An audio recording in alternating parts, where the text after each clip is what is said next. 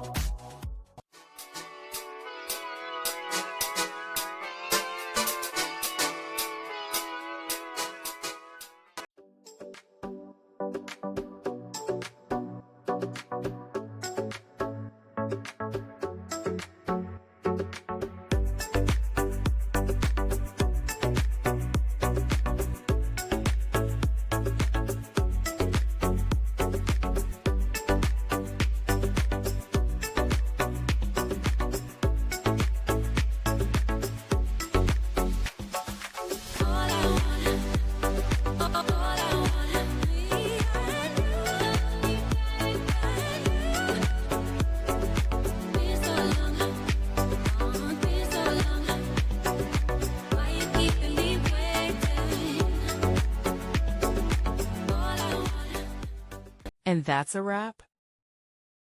I hope you found the answer you were looking for. If you did, take a second to hit that subscribe button. It really helps out. And let me know in the comments which solution worked best for you. See you next time in the Debug Zone.